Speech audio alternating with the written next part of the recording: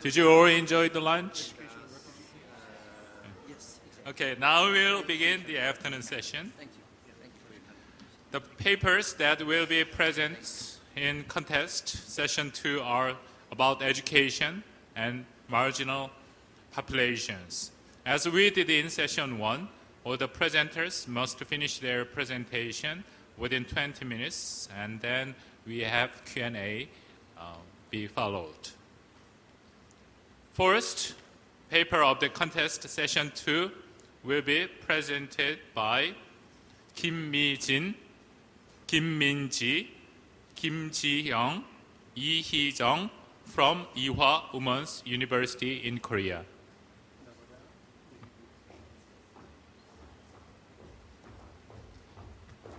Please welcome them with a warm round of applause.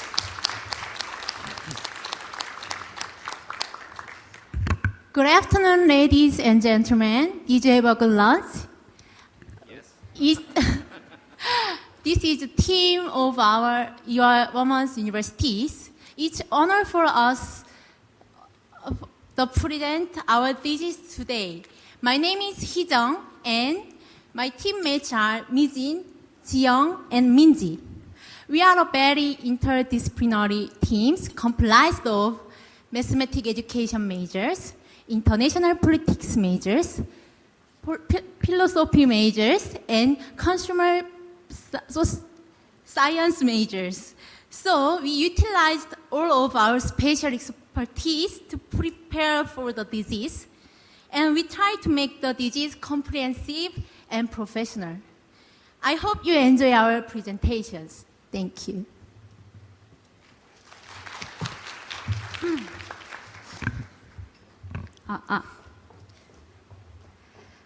Good afternoon, ladies and gentlemen. Now let us begin. Today we would like to make proposals for the post-2015 agenda with the topic of the measure to improve the quality of education in post-2015 era. In 2000, the United Nations established 8 international development goals aiming to end poverty in the world. As you may know, this is called the Millennium Development Goals, or MDGs for short. 2 of them are related to the education issue, which would be the topic of our presentation today. To specify, we'll be talking about education-related MDGs and the key solution to solving education-related issues. The importance of discussing education can never be highlighted enough. As Nelson Mandela once said, education is a powerful tool which you could use to change the world. In fact, education is the foundation for achieving the rest of the MDGs. As you can see in the slide, education leads to employment and gender equality while nurturing citizens with health-related knowledge and global citizenship. Eventually, education accelerates the achievement of other MDGs. Also, education was the drive behind the rapid development of Korea in 1960s and 1970s when Korea had no money, no resources, and no technology, but only had human resources. It appears that the world understands the importance of dealing with education-related issues. The Secretary General of the United Nations said that education must be placed as the primary agenda for post-2015. Now we'll start with our analysis. Among the MDGs, 2 are related to the education issue, and they are MDG 2 and partly MDG 3. MDG 2 is to achieve universal primary education. Its target is to have all children, girls and boys, complete their primary education. And MDG 3 is about the gender issue. It aims to eliminate gender disparity in primary and secondary education at all levels by 2015. Its target is to find equality in the ratio of girls and boys at school. It appears that the world is doing pretty well in achieving its MDGs. Take a look at the graph. you'll be able to see that the universal primary education completion rate has increased greatly over a decade. Now we are heading close to achieving MDG 2. However, despite the progress, the annual MDGs report published by the United Nations is saying that we must focus on issues other than the primary education completion rate. Such issues include literacy rate, the impact of HIV/AIDS on education, and also education for refugees. This means that since now, the world has focused on quantity when dealing with education. In the post-2015 era, we must consider the quality. This could be inferred by a number of reports being made from all over the world, especially from the less developed countries. Reports are saying because the quality education is not guaranteed, students who are educated at school lack competency in their workplace. Countries like Kenya or Nigeria are in difficulty because the students who have been educated at school lack competency when they're working in industries such as law industry, engineering industry, or even academic industries. Other than that, the contemporary society faces various problems in association with education, such as gender inequality in field of education, incompetence of teachers, and poor working conditions. As you can see, the contemporary education is still problematic. Now we'll move on to the implications. Our team believes that the solution for education-related issue is quality education. I'll repeat, quality education is the solution. But before that, the term quality education can be very vague and ambiguous. The definition of quality education was provided by the UNICEF.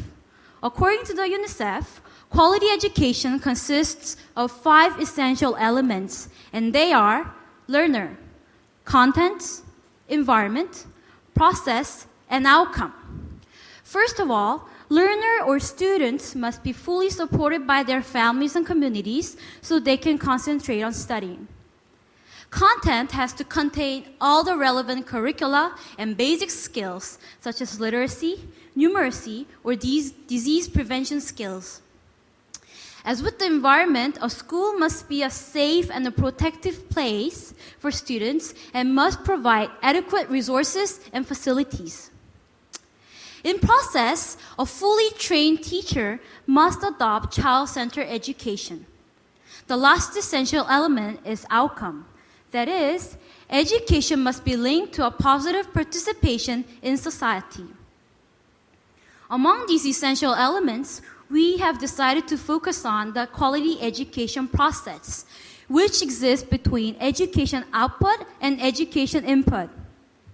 To elaborate, educational inputs such as books or educational infrastructure is processed or transferred to the output. To elaborate, education process includes competence of teachers, teaching style and attitudes, teachers' working environment, teaching devices, and last but not least, support from the administrators. You will be able to see that quality education process means quality teachers. Now please.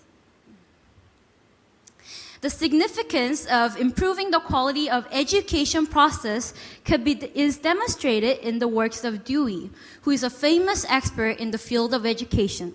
According to Dewey, teachers have the responsibility to build an environment which encourages learnings.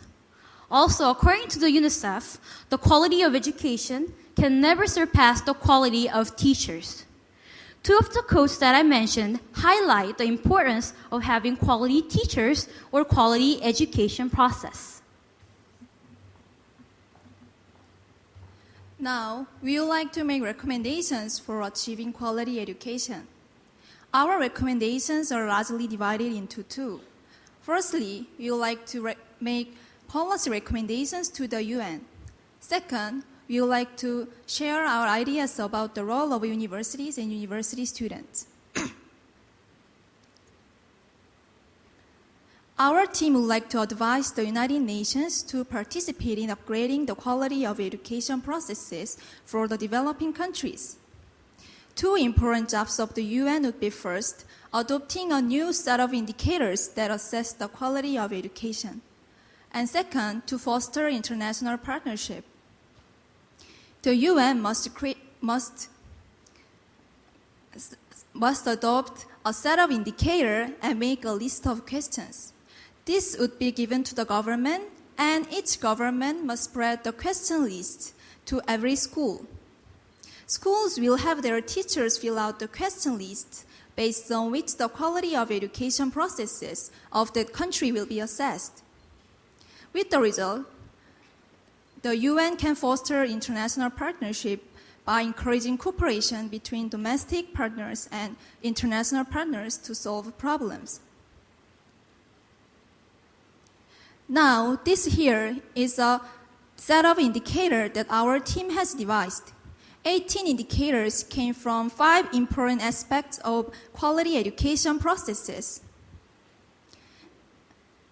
The aspects are professional learning for teachers and ongoing development programs, student-centered education, responsibility, gender equality of teachers, and support for teachers. For example, five indicators were derived from the aspect of support for teachers. 5 indicators include working conditions, teacher remuneration, number of students per teachers, use of high-tech devices, and support from the leadership. Based on these indicators, the UN must create a list of questions, and this is a sample guide. Sample question. The question asks about the teacher remuneration. It asks if they are satisfied with their salary or not. After the teachers fill out the answer sheet, it will be sent back to the government, which would then grade each school or each individual and hand out a report card that looks like this. This is the report card our team, one of the teachers received. The teacher, Iwa Kim, and her school received low scores in participation in professional learning for teachers and development program and support for teachers.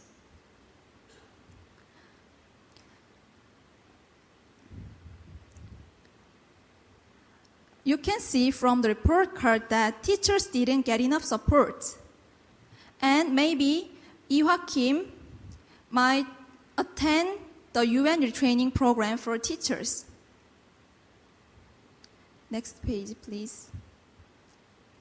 As a provision of universal quality education is an assignment for the entire global community, international cooperation between various parties is expected.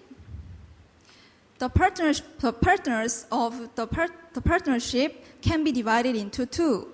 Firstly, it is local level voices, and second, it is international partners. Local level participants include the government, local experts, domestic civil society organizations, domestic corporations, university, social minority group, and others. And local level voices must be heard when coming up with specific solutions. International partners and agencies must be invited to help countries implement their plans to foster quality education. To illustrate, the governments of other countries who had faced similar issue can provide know-hows and recommendations to the very nation in the process of improvement. For example, let's say that various partners gathered to solve the issue of insufficient support for teachers in the Republic of UNAI. The representatives from National Teachers Association, which is a local level partner, might complain that our salary is too low. Then, local level participant, local professor might add that low salary reduces work efficiency. The Korea International Cooperation Agency, which is an international partner, might promise to offer more ODA. Then, the government, which is a local level participant, might might promise to use the given ODA for teachers' payment. The International Education Association, which is an international partner, might decide to monitor if the government is wisely allocating their budget for teacher salary. In this manner, a social change can happen. Teachers will be satisfied with the changes made. Such cooperation can only solve the issues in hand. The government cannot do it alone. From now on, we'll make a recommendation for university students. We had many recommendations, such as campaigns and exchange programs, as you can see in the screen. However, what we want to highlight is the teacher guidebook that can be shared in the developing countries.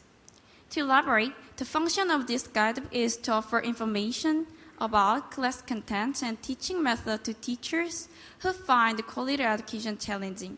Making guidebooks can be beneficial for both the student who create the content of the books and the teachers for whom the books are made. University students can make use of their creativity and their expertise while collaborating with the world. Teachers in developing countries can choose from various contents of the books and get ideas for their class. As a leader, teachers in developing countries can provide quality education without attending any special training program. The content of a guidebook can include pedagogical theories, professional knowledge of subject matter, health and medical issues in school, and teacher ethics. University students from various fields of major can contribute to the quality education in developing countries by presenting their ideas and information about teacher education. For example, let's say that there is a conference dealing with the education issues in Gaza district, which is held by UNAI. Then, university students can take part in the conference and share their ideas for quality education in Gaza.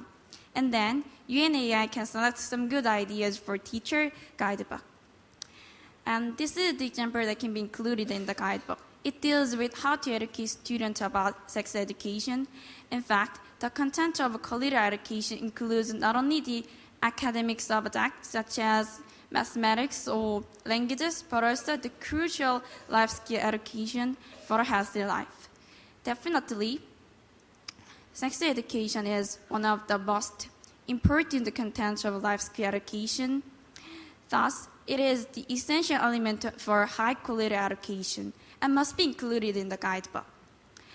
University students with creativity and passion can make a song like this for sex education. As titled is Precious Body, and it goes, if a strange man says, baby, let's go eat candy, then I should say, no, no, no. We should be cautious about going out at night. My body is very precious. It is lyrical and easy to learn. This song can be included in the guidebook and can be shared in developing countries. Teachers in African countries may use of this idea to educate their children, which helps them to avoid sexual violence. This here is a teaching plan for sex education, which is created by university students. It is a teaching guide that can actually be used in the field. Until now, we have made recommendations in order to improve the quality of education, and education allows the ignored and the discriminated people to see their own value that they never felt before. In order to create a world where high-quality education allows everybody to perceive that they are valuable, the whole international society must cooperate with each other. We urge, let us share what we have done to experience it. Thank you for listening to our presentation. Thank you. Very interesting presentation, actually awakening drowsy atmosphere after lunch. And then now I'd like to invite the main discussant for this presentation, Mr. Ramu Damodaran, who is the Chief of United Nations Academic Impact Secretariat, who has made very inspiring address in the morning. Please go ahead. Thank you so much. I was very moved by this presentation, not the least because in your formal proposal, you have suggested something which most people at the United Nations will tell you is impossible to do. And that's what encourages me, because most of what the United Nations is doing now is what people regarded as impossible 15 or 20 years ago. The fact that we have sanctions on states, the fact that you can arrest a head of government for brutality against his or her own people, the fact that you have the Millennium Development Goals, which half a century ago would have been seen as interference in the domestic affairs of states. Now,